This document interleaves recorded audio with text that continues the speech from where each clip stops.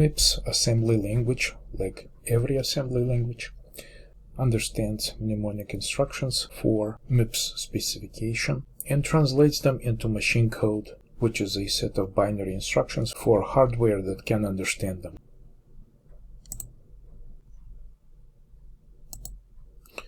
MIPS assembly language is a set of mnemonics combined with register names, addressing modes, which themselves are a way to conveniently name memory addresses and constants, and combination of these things get compiled into opcodes, which look like this in binary form, and this is what we generally refer to as machine code.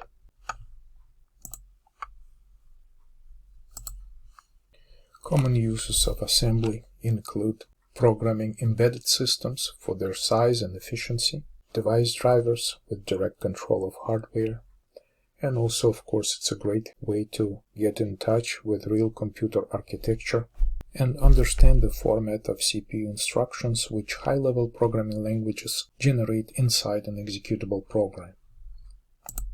The machine language is defined by instruction set architecture for a specific type of CPU, and it's a combination of built-in data types, specific formats of integer types, floating point numbers, a combination of variables that are built directly into the CPU. We refer to them as registers. Also, facilities for reading and writing memory, as well as the basic support for input-output, which is a set of commands dedicated to work with hardware ports where peripheral devices like keyboard, mouse, and hard drives are connecting to the system bus. Hardware cannot refer to individual bits. Instead, the recognizable data types are a byte, which is a combination of 8 bits, a word, which is in MIPS equals 4 bytes of memory, or 32 bits, and a half a word, which is 2 byte size data type. Here is an example of these data types in a MIPS program.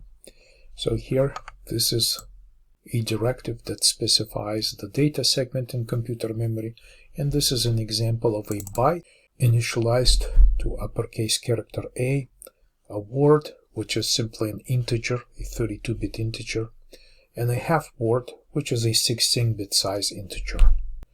Text directive in MIPS assembly specifies where the code segment begins, and here I have a system call to exit program without doing anything. In conventional arithmetics, numbers have arbitrary precision, which means that we can just keep adding more digits if we need a bigger number. Integers in computer memory have a fixed size, which is determined by the register size of our CPU, and commonly it's a 32 or 64-bit values in computer memory, and this nature of fixed size data types is significant because we may have an overflow condition, and also we need to use an encoding of both positive and negative numbers, which can be extended from smaller data type to a larger one, like when moving integers from 32 to 64-bit fields in computer memory. In modern computer architecture, we use 2's complement encoding of integers, and to represent a negative number, given that you have a positive value, you then invert every bit, so 1 becomes 0 and 0 becomes 1, and then you add 1 to the result. So these are some examples. We start here with binary 1, invert all bits, and then add 1 to the result. So this is a representation of negative 1 in 2's complement encoding. One important property of 2's complement representation of positive and negative numbers is that it is always true that a positive number will have a 0 in its leftmost bit, which is called a sign bit, and a negative number will always have bit 1 in its leftmost bit. And this brings us to the idea of sign extension, where if we have to change the size of an integer without changing its value, and we have an example of a positive and negative integer. So if we're trying to increase the size of our data type, for example, we can have a twice the size of the original data type, and we want to move this integer into this new data type. All we have to do is copy the value right here, then take the sign bit. If it's a 0, we sign extend with a 0. If it's a 1, we sign extend with 1.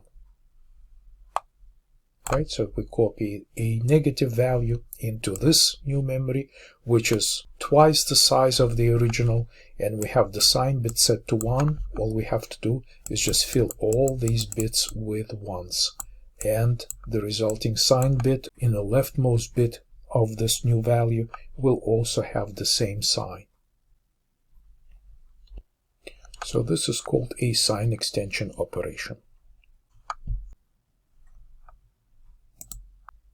Quick notes about overflow detection when doing the math with signed integers. If the result cannot be represented in the original data type because it's too large to fit in the original data type, then we can have two kinds of errors: an overflow when the number is too large, or an underflow when the number is too small, which means a larger magnitude negative number.